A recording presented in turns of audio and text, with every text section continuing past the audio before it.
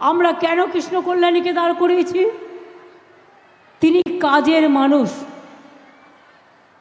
আপনারা জানেন দীর্ঘদিন ধরে তিনি বিনা পয়সায় একটা মোবাইল গাড়িতে করে বিনা পয়সায় খাবার দিতেন, রুটি আর সবজি দিতেন। আপনাদের এখানকার কংগ্রেসের যিনি দাঁড়িয়েছেন আর বিজেপি, মনে রাখবেন ইনি হচ্ছেন বিজেপির চোখ আর সিপিএমের চোখ। সিপিএম হচ্ছে বিজেপির চোখ আর বাংলায় কংগ্রেস হচ্ছে বিজেপির চোখ। এরা ভোটে দাঁড়িয়েছে, এদের একটাই কাজ, জানে জিতবে না, যদি মুসলিমদের মধ্যে ভোটটা কাটাকাটি করে বিজেপিকে জিতিয়ে দেওয়া যায় সেই জন্য। আমি শুনেছি তিনি নাকি মানুষের কাছে পয়সা চাইছেন, বলেছেন আমার পার্টির পয়সা নেই। তা এত টাকা খরচা করছেন কোথা থেকে?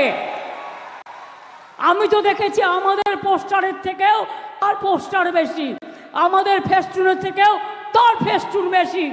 আমরা যে টাকা খরচা করতে পারছি না তার থেকেও বেশি খরচা করছেন। আরে লোককে বোকা বানাচ্ছেন কেন? লোককে ধোকা দিচ্ছেন কেন? বলতে পারেন আপনার সাথে বিজেপির কোনো যোগাযোগ নেই? আমি চ্যালেঞ্জ করে বলছি, যারা তৃণমূলের বিরুদ্ধে লড়াই করছে তারা বিজেপির দুটো চোখ, একটা সিপিএম আর একটা কংগ্রেস। বিজেপি এদের অনেক কিছু দেয় পরিবর্তে, যাতে সংখ্যালঘুদের ভোটটা কাটে। আমি হিন্দু মুসলমান বলে নয়, আমি সবাইকে বলবো, যারা গদ্দার, যারা বিশ্বাসঘাতক, তাদের একটি ভোটও দেবেন না। যখন এনআরসি নিয়ে সারা বাংলা উত্তাল হয়েছিল, সারা ভারতবর্ষ উত্তাল হয়েছিল, তখন এদের টিকি খুঁজে পেয়েছিলেন? কে নিয়ে যখন আমরা প্রতিবাদ করি এদের টিকি খুঁজে পান? আর রাজনাথ সিংকে আমি বলবো, আমার মুখ বেশি খুলবেন না, মুর্শিদাবাদের অনেক কেস আমি জানি। আপনি কালকে বলে গেছেন মমতাজি কেতনা মাইকি লাল, এই ভাষায় বলে গেছেন। বাংলার লোকেরা এই ভাষা বলে না। আমি শুধু আপনাকে বলবো, আগে নিজের গদিটা বাঁচান, তারপরে আমাদের এখানে এসে দালালি করবেন বিজেপি। আপনি কতটা আদর পান, কতটা সমাদর পান, বিজেপি তো আপনাকেই পাত্তা দেয় না। আজকে বড় বড় কথা বলছেন, আপনার জন্যই অত্যাচারী মোদি আজকে ভারতবর্ষের গদিতে বসে আছে। আফসোস হওয়া দরকার। আমি যখন আজকে মিটিংয়ে আসছিলাম তার আগে শুনছিলাম, ছোট্টবেলায় পড়েছিলাম বাবুরাম সাপুরে, কোথা বা যাস বাপুরে, দুটো সাপ রেখে যা, যার চোখ নেই কান নেই, নানা রকম ছোটবেলায় পড়েছি, কত 1, 2তে ভুলেও গেছি হয়তো। আমি এদের বলি, বোমা ফাটাবেন, বোমা। কি বোমা? না তো 26,000 টিচারদের চাকরি চলে যাবে। আমিও বলে রাখি, আমরাও লড়ে যাব, লড়াই করব। যাদের কথা বলা হয়েছে চাকরি বাতিল করা হলো, চিন্তা করবেন না, হতাশ হবেন না, কেউ জীবনের ঝুঁকি নেবেন না। আমরা সবাই আপনাদের পাশে আছি এবং যতদূর লড়াই করার আমরা লড়াই করব। একজনকে দেখলেন না বিজেপির হয়ে ভোটে দাঁড়িয়ে গেল, তার অর্ডার ছিল এটা। সুপ্রিম কোর্ট এটাকে একদম স্যাটিসফাইড করে দিয়েছিল, দিয়ে বলেছিল নতুন ডিভিশন বেঞ্চ করে আলোচনা হোক। আরে কাকে নিয়ে করবেন নতুন ডিভিশন বেঞ্চ? বিচারের বাণী নীরবে নিভৃতে কাঁদে, কতদিন আগে রবীন্দ্রনাথ ঠাকুর লিখেছিলেন। সবাই, আমি বিচারক নিয়ে বলছি না, রায় নিয়ে আমি বলতে পারি, এটা আমার অধিকার আছে। টোটাল রায়টাকে আমরা চ্যালেঞ্জ করছি, তার কারণ 26,000 ছেলে মেয়ে মানে প্রায় 1.5 লক্ষ 2 লক্ষ পরিবার। বলছে কিনা 8 বছর তারা চাকরি করেছে, 4 সপ্তাহের মধ্যে সব টাকা ফেরত দিতে হবে। Is it possible? বলুন, আপনারা যারা এই রায়টা দিচ্ছেন, এই রায়টা সারা জীবন আপনারা যারা চাকরি করেছেন তাদের টাকাটা যদি ফেরত দিতে বলা হয়, পারবেন দিতে? সবটাই তো সরকারি টাকায় চলেন, সরকারি গাড়িতে চলেন, সরকারি সিকিউরিটিতে চলেন। মানুষ আপনাদের সম্মান করে, আমরাও আপনাদের সম্মান করি।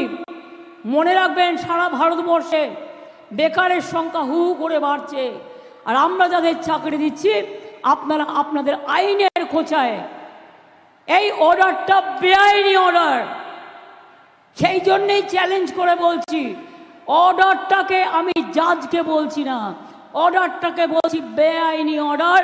আমরা এটা নিয়ে উচ্চ আদালতে যাচ্ছি। চিন্তা করবেন না শিক্ষক শিক্ষিকারা এবং ছাত্রছাত্রীরা, যখন বিপদে পড়বেন আর কেউ না থাকলেও আমি আছি। আর একটা কথা বলি, আরো 10 লক্ষ চাকরি আমার রেডি হয়ে আছে গভর্নমেন্টে। এই একটা হয়েছে, না মন্দির, না মসজিদ, না গুরুদ্বারা, না গির্জা, একটা বিজেপির বিচারালয়।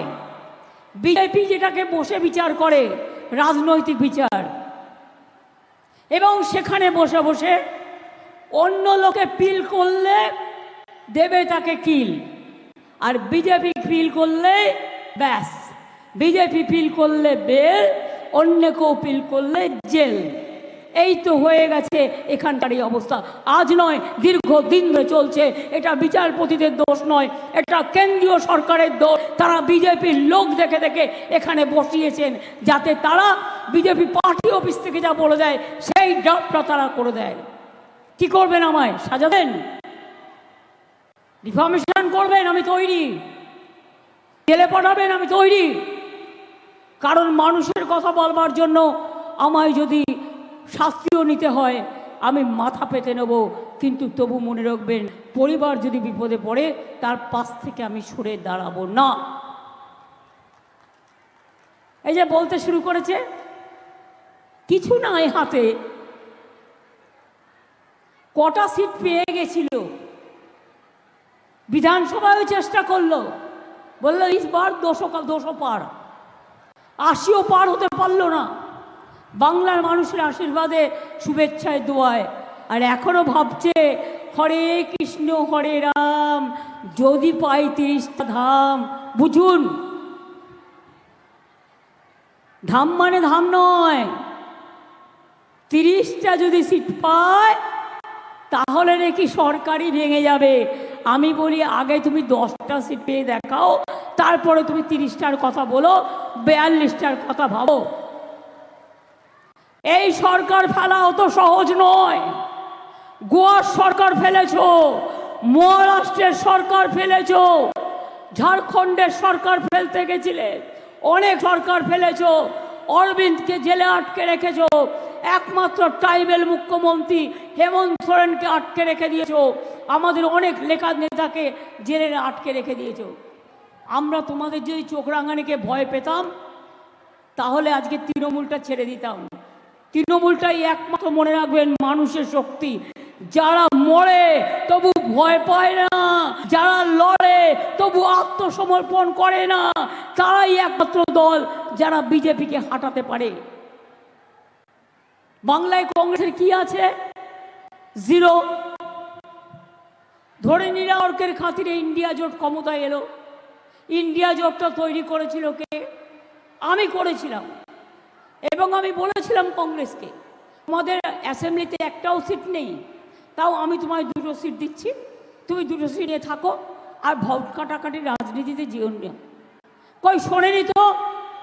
কেরালায় লড়াই হচ্ছে কংগ্রেস সিপিএমের, আর বাংলায় দোস্তি হচ্ছে কংগ্রেস সিপিএমের। জলপাইগুড়িতেও জেনে রাখবেন, সিপিএম বাড়ি বাড়ি গিয়ে বলেছে ভোটটা বিজেপিকে দাও, ভোটটা বিজেপিকে দাও, ভোটটা বিজেপিকে দাও। কংগ্রেসেরও তাই, নিজে জিতবে না জানে খুব ভালো করে। বলছে অ্যাকাউন্ট ফ্রিজ করেছে তাই টাকা নেই। একটা অ্যাকাউন্ট ফ্রিজ করেছে, এটাও করা উচিত হয়নি, আমি এটাকে সমর্থন করছি না। তোমাদের টাকার অভাব, কংগ্রেসের টাকার অভাব। তেলেঙ্গানায় অত বড় খনির ওখানে ক্ষমতায় কারা আছেন? কর্ণাটকে কারা আছেন এখনো জিতেছেন? ঝাড়খণ্ডে যৌথভাবে কারা আছেন? তামিলনাড়ুতে যৌথভাবে কারা আছেন? হিমাচলে গভর্নমেন্ট কাদের আছে? আমাদের তো একমাত্র বাংলা। তা সত্ত্বেও আমরা এসব করি না, কিন্তু যারা করার তারা করে, আর আমরা করি না বলে আমাদের নামে বদনামটা বেশি করে করে। আজকে বলুন না, রোজ এক পাতা করে বিবৃতি, 100 দিনের কাজের টাকা দিল না, বাংলার বাড়ির টাকা দিল না, মা বোনদের সাম্মানিক দিল না। আজকে বলছে 3 মাস বাদে লক্ষ্মীর ভাণ্ডার তুলে দেবো। আমি বলি এত বড় সাহস তোমার? আমার ইচ্ছা হলে তোমাদের আমি অন্য ভাষায় অ্যাটাক করতে পারতাম, কিন্তু তোমার ভাষা আর আমার ভাষা এক নয় বলে আমি তাই বলে গেলাম। বিজেপি বাবুরাম সাপুরে চোখে আগুন, কানে হচ্ছে একেবারে সাপের ফোনা, ফোনার বিষ। তাকালেই মনে হবে ওরে বাবা কেউটে সাপে বেরিয়ে আসছে। এই রকম একটা পার্টি তোমরা। মুখ দিয়ে বাজে কথা বলো, সারাক্ষণ গালাগালি দাও। রাজবংশীর হয়ে কোন দিন কি করেছো? আদিবাসীদের হয়ে কোন দিন কি করেছো? সংখ্যালঘুদের কি করেছো? হিন্দুদের কি করেছো? কোথায় কোন মন্দির ঘুরে তুলেছো? কোথায় কোন মসজিদে হেল্প করেছো? কোথায় কোন গুরুদ্বারে হেল্প করেছো? কোথায় কোন গির্জায় হেল্প করেছো? কোথাও নয়, বরঞ্চ মণিপুরে 200 গির্জা জ্বালিয়ে দিয়েছো, মসজিদে বোম মেরেছো, মন্দিরে সেখানে অত্যাচার চলে, নিজেই ভেঙে বলে এই তো কেউ ভেঙে দিয়ে গেল, এবার গ্রেপ্তার করো, NIA কে ডেকে নিয়ে আসো, CBI কে ডেকে নিয়ে এসো, ED কে ডেকে নিয়ে এসো। এইটা একটা রাজনৈতিক দল। আপনারা জানেন জিনিসের দাম আকাশ ছোঁয়া। এটা মোদির উচিত ছিল করবার, এটা ওনার দায়িত্ব ছিল, জিনিসের দাম কমায়নি। যক্ষা রোগীর ওষুধও বন্ধ করে দিয়েছে, হার্টের ওষুধের দাম বেড়ে গেছে, ব্লাড প্রেশারের ওষুধের দাম বেড়ে গেছে, সুগারের দাম বেড়ে গেছে, সুগারের ওষুধের, জিনিসপত্রের দাম আকাশ ছোঁয়া। কৃষকদের আন্দোলন করতে দেয়নি, তারা আন্দোলন করতে গিয়ে দিয়েছিল, রাস্তা কেটে দিয়েছিল যাতে কৃষকদের গাড়িগুলো যেতে না পারে হরিয়ানা এবং দিল্লিতে। NRC নিয়ে দিল্লিতে কজন মারা গেছে কেউ জানেন? নালাটা রক্তে লাল হয়ে গিয়েছিল, কিন্তু কেউ এখনো জানে না কত লোক মারা গেছে। উত্তরপ্রদেশে কত লোক মারা গেছে কেউ জানে? এখানকার মহিলারা নাকি খুব দুঃখে আছেন। মোদিবাবুর চোখে কান্না ও কুম্ভীরাশ্রু, অ্যাডভার্টাইজমেন্ট দিয়ে বলতে হচ্ছে। ওনাকে আমি জিজ্ঞেস করি, বিলকিস কে দেখে এখনো বেরোচ্ছে আর কি। সরি, অনেক সময় ওয়ার্ডে গোলমাল হয়ে গেলে সেটা নিয়ে আবার খুঁতখাত করে। আমি পুরো ওয়ার্ডটাকে বাতিল করলাম। বিজেপি কেঁদে কেঁদে বেড়াচ্ছে। কি বলছে না, তো মহিলাদের ওপর অত্যাচার চলছে। জিজ্ঞেস করুন হাতরাসের বোনের ঘটনায় কি অ্যাকশন নিয়েছো? বিলকিস বানু তার পরিবারের 6 জনকে ধর্ষণ করে খুন করা হয়েছে, অপরাধীদের ছেড়ে দিয়েছো, কি অ্যাকশন নিয়েছো? সাক্ষী দেশে গর্ব খেলোয়াড়, তাকে তোমার বিজেপি পার্টির নেতা যে অসম্মান করেছে ওই তাকে একবারও গ্রেফতার করেছো? কাউকে করেছো? করনি। সন্দেশখালীর ঘটনা তোমাদের পরিকল্পিত রচনা। ইলেকশনের আগে এরকম 2-1টা ঘটনা ওরা ঘটায়। এই যে বললো না বোমা ফাটাবো, বোমা কি না 26,000 লোকের চাকরি খেয়ে নিচ্ছে, এটা নাকি বোমা। বুঝুন, মানুষের জীবনকে মৃত্যুর দিকে ঠেলে দেওয়ার নাম হচ্ছে বোমা।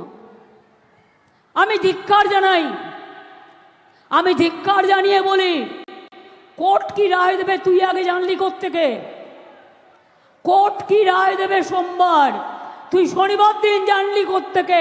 যদি রায়টা নিজেরা লিখে না দিস, যদি রায়টা নিজেরা তৈরি করে না দিস, তোরা জানলি কোত্থেকে?